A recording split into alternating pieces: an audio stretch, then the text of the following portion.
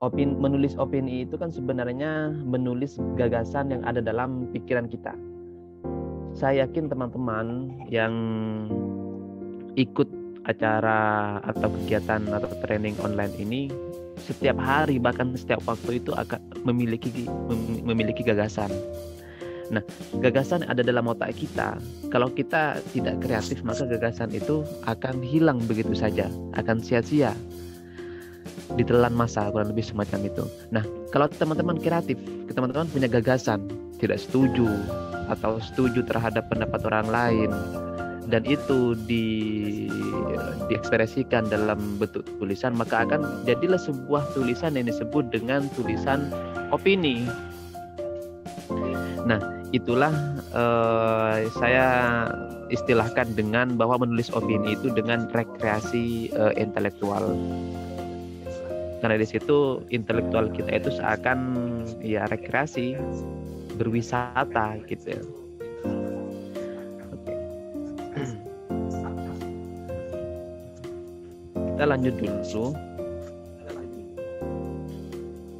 Ini kok oke, masuk dulu. Bagaimana cara kita menulis opini? Nah, sebelum masuk ke sini, saya perlu sampaikan bahwa di dalam menulis opini itu banyak gayanya. Ada gaya artikel opini artikel atau artikel opini.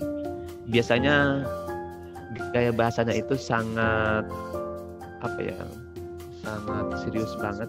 Kalau teman-teman baca tulisan opini di Kompas, itu hampir rata-rata itu gaya tulisannya adalah tulisan artikel opini.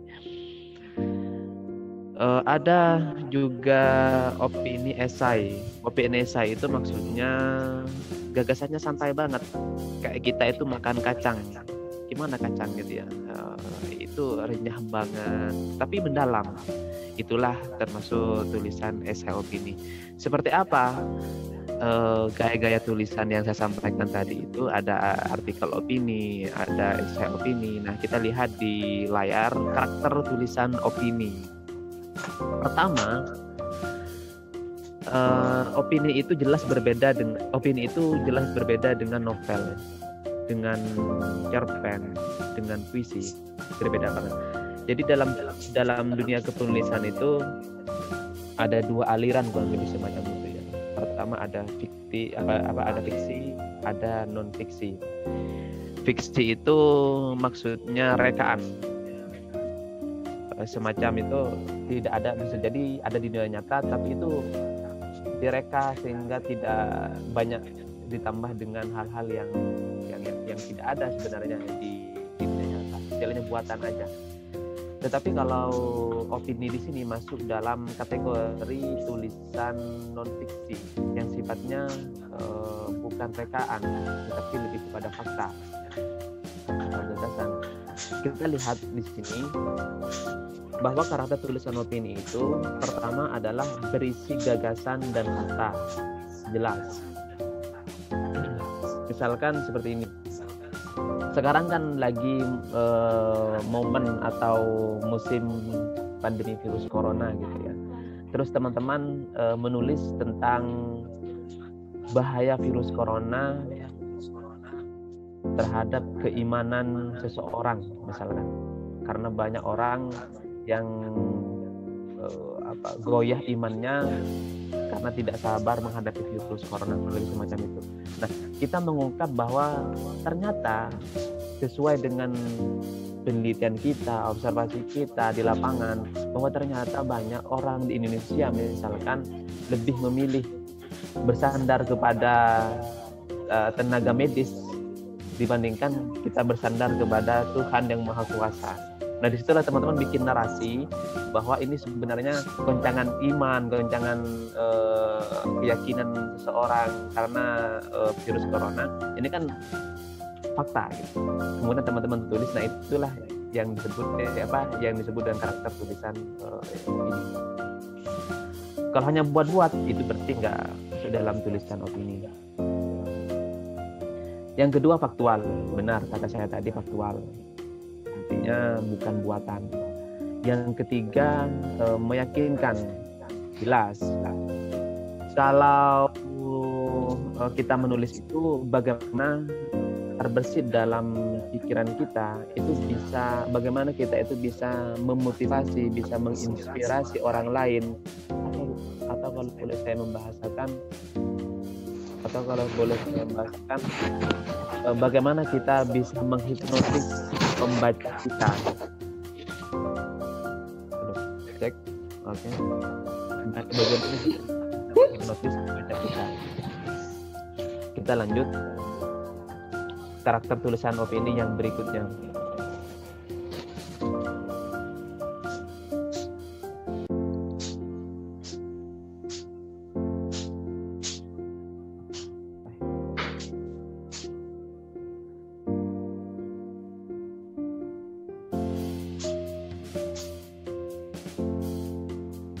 Bentar, ini kok nggak bisa pindah ini.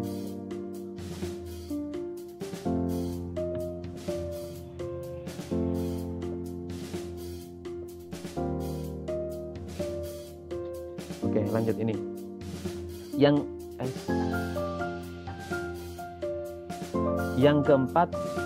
keempat, mendidik. Jadi tulisan yang kita buat itu bagaimana tidak hanya sebatas menghibur aja. Kan ada biasanya tulisan itu sifatnya entertaining gitu, menghibur orang lain. Tetapi bagaimana tulisan kita itu juga mendidik dalam artian di sini bisa mengubah mindset pembaca dari awalnya yang itu tidak baik mindsetnya berubah menjadi baik. Sekarang kan musimnya lagi kalau di Indonesia itu Islam radikal, Islam garis keras. Mereka memahami Islam itu sebagai agama satu-satunya yang memiliki kebenaran misalkan, sehingga mudah orang-orang yang sangat fanatik keislamannya itu mengkafirkan orang lain. Nah, ini sangat berbahaya. Nah, makanya teman-teman sebagai penulis di sini ini punya peluang bagaimana bisa mengubah, bisa mengedukasi, bisa mendidik mindset atau pemikiran orang yang semacam itu untuk ya bisa dibilang hijrah dari paham yang tidak baik menuju paham yang baik. Terus kemudian yang kelima adalah memecahkan masalah, jelas. Misalkan seperti ini. Kata saya tadi itu karena masyarakat Indonesia misalkan diserang virus corona, dan itu banyak sekali masyarakat Indonesia yang tidak lagi mempedulikan Allah sebagai satu-satunya tempat bersandar, tapi lebih mengedepankan tenaga medis, lebih mengedepankan apalagi ya dukun misalkan, atau siapa yang itu sifatnya di luar Tuhan. Maka itu kan sebenarnya sudah bisa dibilang lah musyrik atau syirik lah, kurang lebih semacam itu. Makanya kemudian teman-teman itu harus gelisah. Jadi seorang penulis itu harus selalu gelisah bagaimana bisa mengubah masalah, bisa mengubah masalah sehingga itu bisa terselesaikan, bisa mengatasi masalah menurut saya. Caranya ya dengan cara teman-teman itu mengkanter. Kalau ada sesuatu yang salah dalam pikiran teman-teman apa di masyarakat, maka teman-teman itu harus mengkanter, harus memperbaiki dengan gagasan teman-teman yang diekspresikan, yang dituangkan dalam bentuk tulisan.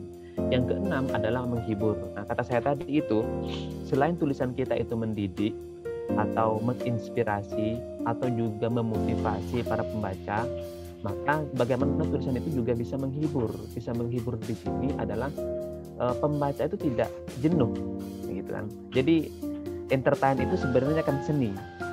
Jadi kalau teman-teman itu nulis itu bagaimana ada variasinya sehingga pembaca itu seakan-akan terbawa, seakan-akan teman-teman pembaca itu terbawa. Membaca satu kalimat itu dibuat candu untuk membaca kalimat berikutnya. Membaca satu paragraf itu selalu dibuat candu untuk membaca paragraf berikutnya. Atau misalkan membaca satu halaman itu dibuat candu, dibuat terhipnotis untuk membaca halaman-halaman berikutnya. Sehingga hal semacam itu terjadi karena yang jelas karena tulisan kita itu entertaining atau menghibur. Bagaimana cara menulis yang menghibur nanti sebenarnya semuanya itu adalah kembali kepada kebiasaan teman-teman menulis. Makanya ada kata-kata bahwa habit makes me perfect, makes perfect, habit makes perfect. Jadi kebiasaan itu yang membuat kesempurnaan atau sempurna. Jadi kalau dalam bahasa yang familiar itu diukur dari sejauh mana jam tayangnya, sejauh mana teman-teman itu menulis gitu. Terus kemudian yang terakhir, nama penulisnya disebutkan dengan jelas by line story. Maksudnya di sini penulisnya itu disebut dengan jelas ya, karena kan di sini kan sifatnya fakta opini. Maka teman-teman sebagai penulis itu namanya harus dicantumkan di tulisan tersebut. Jadi pembaca tahu, oh ini tulisnya siapa. Dan pembaca itu kan biasanya membaca tulisan orang lain. Pertama dia juga melihat latar belakang orang tersebut. Karena latar belakang itu juga mempengaruhi terhadap mindset penulis gitu. Misalkan saya baca tulisannya Quraish Shihab dengan tulisannya Habib Rizik Shihab, misalkan orang FPI, yang jelas berbeda. Kenapa? Karena latar belakang atau background pendidikan Pak Quraish dengan Habib Rizik Shihab itu berbeda. Kalau Pak Quraish itu kan di Mesir, di mana Mesir itu termasuk negara yang sangat menegakkan moderasi atau wasyatiyah semacam itu.